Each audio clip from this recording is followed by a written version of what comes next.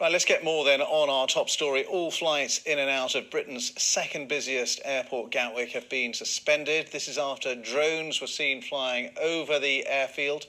Flights currently cancelled until at least 7 o'clock this evening. Let's just bring you the latest from EasyJet. They put out a statement saying we're making every effort to get people to their destination at this important time of year, but the runway remains closed. All flights currently suspended.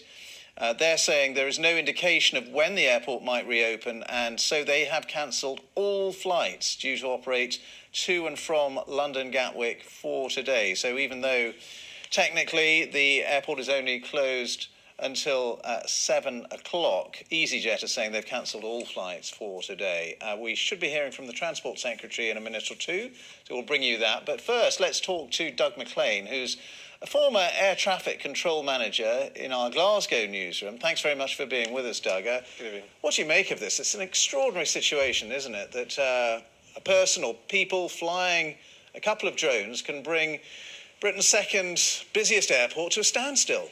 It is unprecedented. I mean, we've seen over a number of years this situation build up. 2010, there were only 4 incidents reported, none of which were classified as serious. 2017, we had over 92 reported, and 28 of them were a risk of collision. And this year, we're heading for another record. We're in excess of probably 120 already. So that's why the authorities are taking this very seriously. But the type of disruption that's happened at Gatwick is unprecedented. For these drones, if there are more than one, for these drones to have been coordinated and to be appearing and disappearing is obviously posing the authorities a great deal of trouble in trying to trace them. And just to be clear, a drone can cause catastrophic damage to an aircraft. Absolutely. There was an incident in Tijuana in Mexico just a few weeks ago where it's one of the first serious collisions between an aircraft and a drone. And the pictures of that collision are really dramatic in the sense that the nose cone of the aircraft was very badly damaged. There have been another few incidents around the world so far, in Quebec and various other places. So yes, the fears of the aviation community are that with the number of incidents increasing, with the number of drones increasing, then ultimately we are going to have a very serious incident. We're talking to some of our other guests already about what more can airports do to defend themselves against these sort of drones. It appears to be a kind of commercial sabotage, what's gone on at Gatwick today. Yeah, I think it is an interesting and very apt description of commercial sabotage. This is very unusual. This appears to be coordinated, and you have to ask who or what organisation would benefit from causing such chaos. This is quite different from the incidents we've seen before, which have been either casual or reckless, silly, stupid flights of drones with amateurs. This appears to be something entirely different, and I'm not at all surprised now that that we've been notified that the Ministry of Defence have been brought in.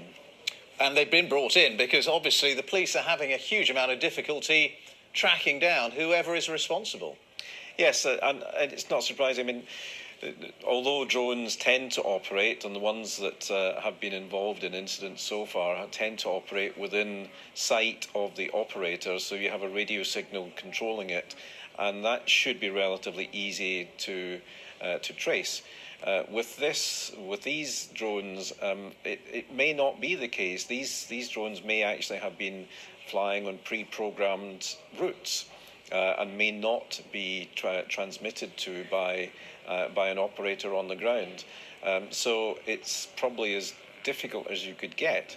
But there are obviously detection equipment, or there is detection equipment available to track even small items like drones, and ultimately they're going back to somewhere where they're either going to be recovered or there'll be some sort of evidence from them.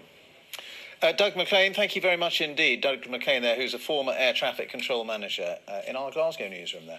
Well, as I mentioned, the Transport Secretary, Chris Grayling, has been discussing what's happened at Gatwick today. Let's listen to what he had to say.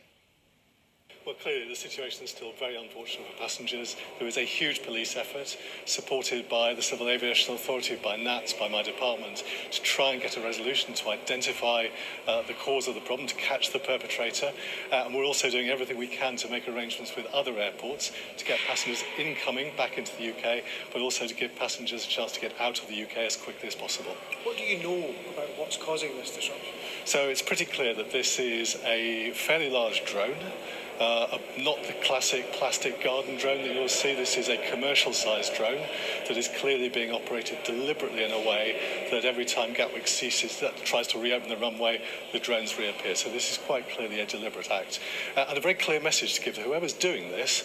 There is a 5-year jail sentence for this kind of action, and anybody who does this should expect to go to jail for many years. Has there been any indication as to why someone would want to do this? No sense of motive. There is no suggestion that this is a terrorist act. The counter-terrorism police have been very clear that they've seen no evidence this is intended to be a terrorist act.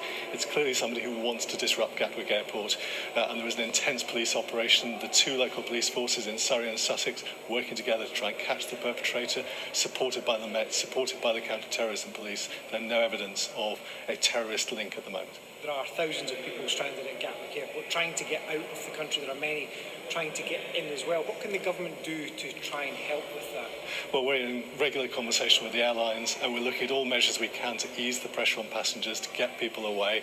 One of the things that we're going to be doing is temporarily, and I emphasise temporarily, lifting the night flight restrictions at other airports so more planes can get into and out of the country.